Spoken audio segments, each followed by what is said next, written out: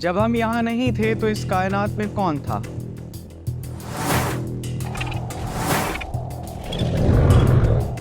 इसका खालीपन और एक लंबी खामोशी के अलावा क्या कोई आपके और मेरे जैसा इंसान यहाँ पे मौजूद था?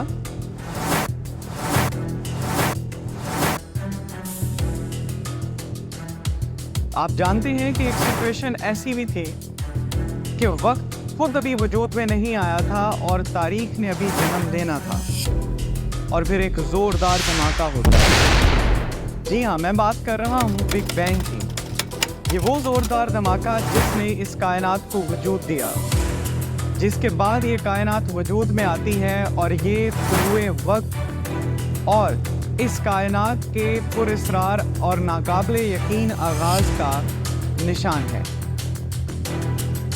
मेरे साथ रहिए, आज हम बात करेंगे कि बिग बैंग के बाद ये दुनिया इस आज के डेवलप्ड इंसान तक कैसे पहुंची है।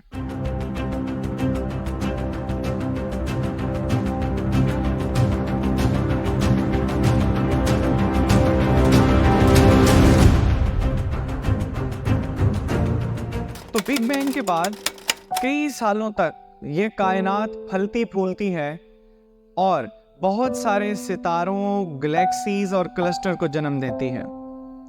बहुत सारे सितारे बनते हैं और ये सितारे बन के क्या करते हैं, एक बहुत बड़ी गैलेक्सी बनाते हैं। उन्हीं में से एक गैलेक्सी जिसको हम मिल्की वे के नाम से जानते हैं, जी हाँ, ये वही गैलेक्सी है जो कई सालों तक कई सौ सितारों से मिलके बनी है और उसी का एक सितारा जिसका नाम सूरज है, वो एक दिन बहुत सारी अपनी केमिकल चेंजेस के बाद एक नीले रंग के अपने सियारे को रोशन करता है जिसका नाम ज़मीन है। जी हाँ, ये वही ज़मीन है जिस ज़मीन पे हम आज रह रहे हैं। हम इंसान और बहुत सारी मखलूक़ात यहाँ पे रह रहे हैं। तो कई सदियों तक सूरज अपनी रोशनी और अपनी एनर्जी इस ज़मीन को देता है और ये एनर्जी इसमें बहुत सारे केमिकल चेंजेस, बहुत सारे केमिकल रिएक्शन स्टार्ट करवाती है। वही केमिकल रिएक्शंस कई सदियों तक चलने के बाद यहाँ पे पहले जानदार बैक्टीरिया और फंजाई वगैरह को जन्म देते हैं जो बहुत ही सादा से जानदार हैं। ये जानदार कई सदियों तक एवोल्यूशन के प्रोसेस से गुजरते हैं और एनर्जी और केमिकल रिएक्शंस के साथ ये आगे बढ़ते बढ़ते एक वक्त ऐसा आता है कि ये एक जानदार की शक्ल इख्तियार कर जाते हैं। वो डायनासोर की शक्ल में भी हो सकता है, किसी और जानदार की शक्ल में भी हो सकता है। आर्कोलॉजिस्ट कौन होते हैं? आर्कोलॉजिस्ट वो लोग हैं जो ज़मीन के नीचे दफन पुरानी चीज़ों के फॉसिल्स को उठाते हैं और उन फॉसिल से जो कार्बन डेटिंग करके डाटा मिलता है, उस डाटा के एनालिसिस से प्रेडिक्ट करते हैं। आर्कोलॉजी से हमें पता चलता है कि आज से कोई 1.5 और 2 मिलियन ईयर्स अगो यहाँ पे डायनासोर्स रहते थे। जी हाँ, ये वही डायनासोर्स हैं जिन्होंने 2 मिलियन साल ज़मीन के ऊपर राज किया है और यहाँ पे किसी और जानदार को उस बेहतरी के साथ सर्वाइवल नहीं करने दिया जिस तरह से वो कर रहे थे। तो फिर एक और जोरदार धमाका होता है। जी, इस दफा बिग बैंग नहीं हो रहा, इस दफा ये जोरदार धमाका हो रहा है। ये जोरदार धमाका एक एस्टेरॉयड का है जो जमीन के साथ आके टकरा रहा है। एस्टेरॉयड क्या होता है जी? एस्टेरॉयड सूरज से आने वाले वो पत्थर हैं जो कभी सूरज के गिर्द रिवॉल्व कर रहे थे और बाय चांस वो किसी सितारे के साथ टकरा जाते हैं। इसी तरह का एक एस्टेरॉयड आके ज़मीन के साथ टकराता है और ये ज़मीन पे मौजूद जितनी मखलूक़ात हैं उन्हें ऑलमोस्ट ख़त्म कर देता है, जिनमें डायनासोर जो सबसे बड़े उस टाइम पे और ज़मीन पे राज कर रहे थे, वही डायनासोर सफ़ा हस्ती से मिट जाते हैं, एक्सटिंक्ट हो जाते हैं। उनकी एक्सटिंक्शन के बाद सबसे पहले मैमल्स जो हैं उन्हें मौका मिलता है सरवाइव करने का, जो कभी छुप के बैठे हुए थे ज़मीन के क्रस्ट के अंदर डायनासोर्स के होते हुए। यही मैमल्स बहुत सारी एवोल्यूशन के प्रोसेस से गुजरने के बाद एक वक्त ऐसा आता है कि यही मैमल्स जो हैं ये इंसान की शक्ल इख्तियार कर जाते हैं। जी हाँ, वही इंसान जो आज अपनी दिमाग के बलबूते पे दुनिया पे राज कर रहा है, इस दुनिया की सारी मखलूक़ात पे राज कर रहा है। अभी तक की प्रेडिक्शंस के मुताबिक साइंसदान कहते हैं कि इस दुनिया पे मौजूद पहले इंसानों को ये भी नहीं पता था कि वो बोल सकते हैं। बहुत सौ सालों के बाद वो यहाँ पे मौजूद जानवरों, यहाँ पे मौजूद परिंदों, यहाँ पे चलने वाली हवाओं से जो पत्तों की, दरख्तों की सरसराहट होती है, उस सरसराहट से ये बोलना सीखते हैं। ये बोलना सीखने के बाद अपना इल्म जो अपनी आने वाली नस्लों तक पहुंचाते हैं, वो बोल के पहुंचाते हैं, ऑरली पहुंचाते हैं। उस टाइम पे इल्म क्या हो सकता है, उस टाइम पे नॉलेज क्या हो सकता है लोगों के पास? उस टाइम पे लोगों के पास ज़्यादा से ज़्यादा नॉलेज ये हो सकता है, जी ये चीज़ खाने में अच्छी है, ये चीज़ खाई जा सकती है, ये खाने में अच्छी नहीं है, ये सेहत के लिए अच्छी नहीं है, इस जानवर से डरना है, ये मार सकता है इंसान को, इस जानवर से डरने की कोई ज़रूरत नहीं है। इसी तरह का इल्म इंसान आगे लेके चलता है। कौन सी चीज़ें पकाई जा सकती हैं, कौन सी चीज़ें नहीं पकाई जा सकती, कौन सी चीज़ें खाने में अच्छी हैं, कौन सी अच्छी नहीं हैं, गर्मी लगेगी तो क्या करना है, सर्दी लगेगी तो क्या करना है। यहाँ पे रहते हुए इंसान ने जितनी भी ये ऑब्जर्वेशंस की हैं और उन ऑब्जर्वेशन से जो भी कंक्लूजन निकाले हैं, पहले इंसान अपनी नस्लों तक ये इल्म बोल के पहुँचा रहे थे, ऑरली पहुँचा रहे थे। फिर एक वक्त ऐसा आता है कि इंसान सोचता है कि क्यों ना ऐसे किया जाए। जब उसे बोलना आ गया, बोल के आगे इल्म पहुंचाना आ गया, तो इंसान सोचता है क्यों ना ऐसे किया जाए कि मैं अपने इल्म को किसी तरह लिख के आगे पहुंचाऊं। इसमें मसला क्या आ रहा है?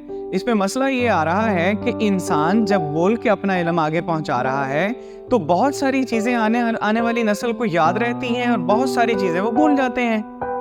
कुछ चीज़ें उनमें से जो याद रहती हैं वो चीज़ें आगे पहुंचा दी जाती हैं, कुछ वो नई चीज़ें सीखते हैं। तो इल्म इस तरह से, नॉलेज इस तरह से वेस्ट हो रहा था। तो ये जो नॉलेज का वेस्टेज था, इससे बचने के लिए इंसान ने सोचा कि क्यों ना ऐसे किया जाए कि इस इल्म को लिख के महफूज किया जाए। तो इंसान ने इसी ज़रूरत की वजह से, क्योंकि हम जानते हैं कि ज़रूरत इजाद की माँ है, तो इसी बेस पे इंसान ने अपनी ज़रूरत को देखते हुए इंसान ने लिखना शुरू किया, चीज़ों को खतूत बनाए। मिसाल के तौर पे कि इस तरह की लाइन लगेगी तो इसका मतलब ये होगा, हॉरिजॉन्टल लाइन है तो इसका मतलब ये होगा, या इस तरह के जानवर की शक्ल बनाई है तो इसका मतलब ये है, इसका मकसद ये है, ये जानवर या ये चीज़ या ये सिंबल इस चीज़ की अलामत है। तो यही चीज़ें खतूत बना के इंसान ने लिखना शुरू की। जितना इल्म इकट्ठा किया वो सारा लिखना शुरू किया। इसी लिखने वाले अमल से गुजरते हुए इंसान को मसला अब ये था, उस वक़्त पे कागज़ तो मौजूद नहीं था, तो फिर क्या किया जाए कि इल्म को कैसे लिखा जाए। खतूत तो बना लिया, अब उसे लिखना कैसे है। इसके लिए इंसान ने इंतखाब किया दरख्तों के तनों का, पत्थरों का और जानवरों की खालों का इस्तेमाल किया, दरख्तों के पत्तों का, बड़े दरख्तों के पत्तों का इस्तेमाल किया इसके लिए। तो इंसान ने इस तरह से इन डिफरेंट मीडियम्स को यूज़ करते हुए अपने इल्म को लिखना शुरू किया। और उस टाइम पे, जिस टाइम पे ये लिखने का अमल शुरू होता है, तो तारीख हमें बताती है कि उस टाइम पे 4 मशहूर सिविलाइजेशंस चल रही थी। सुमेरियन सिविलाइजेशंस थी, फिर हमारे पास इंडस सिविलाइजेशन थी जिसमें हम रह रहे हैं, पाकिस्तान है, इंडिया है, बांग्लादेश है, श्रीलंका है, ये इंडस सिविलाइजेशन थी। मेसोपोटामियन सिविलाइजेशन थी, इसी तरह ग्रीक सिविलाइजेशन थी। तो इन्हीं सिविलाइजेशन ने आहिस्ता आहिस्ता चीज़ों को सीख के आगे एक दूसरे तक पहुंचाना शुरू किया, शेयर करना शुरू किया। उस टाइम के नॉलेज में कौन कौन सी चीज़ें हो सकती हैं जी? उस टाइम के नॉलेज में लोगों के पास कारोबार के तरीके हो सकते हैं, चीज़ों को एक जगह से दूसरी जगह पहुंचाने के तरीके हो सकते हैं। इसी नॉलेज को आगे बढ़ाते हुए एक वक्त ऐसा आता है कि इंसान पहिए की इजाद करता है, व्हील। इस व्हील की इजाद ने दुनिया में एक कोहराम मचा दिया। दुनिया के लोग इस व्हील की इजाद पे बहुत खुश हुए। इस इजाद पे उनका फ़ायदा क्या हो रहा था? इस इजाद पे उन लोगों ने चीज़ों को एक जगह से दूसरी जगह आसानी से पहुंचाना शुरू कर दिया। जो बोझ वो कंधों पे उठा के, जो बोझ वो बामुश्किल उठा के दूर तक चलते थे, उसको उन्होंने जानवरों का इस्तेमाल करते हुए आसानी से, या अपना खुद का ही इस्तेमाल करते हुए, कम फोर्स के साथ, कम एनर्जी के साथ, कम काम करके उसको बड़ी आसानी से दूर तक पहुंचाया। इसी तरह इंसान आगे चलता है और बहुत सारी इजादात करता है। उन्हीं इजादात को उस टाइम पे बेशक, या इस टाइम पे हम बेशक उन्हें बहुत माइनर सा समझ रहे हों कि व्हील की इजाद भी क्या इजाद हुई। अगर किसी ने बता दिया कि ये चीज़ खाने में अच्छी है, ये अच्छी नहीं है, तो ये कौन सी बड़ी बात है? हम इस टाइम पे ऐसा कह सकते हैं, लेकिन उस टाइम के लोगों के लिए, उस वक्त के लोगों के लिए, उस ज़माने के लोगों के लिए ये बहुत फ़ायदेमंद था। और शायद उन्हीं लोगों के ये काम है, उन्हीं लोगों की दी हुई ये सेंस है, उन्हीं लोगों का दिया हुआ ये इल्म है, जिसकी बेस पे, जिसकी वजह से आज हम इस जगह पे पहुँचे हैं, आज हम इस लेवल पे पहुँचे हैं कि हम आर्टिफिशियल इंटेलिजेंस से अपने काम करवा रहे हैं।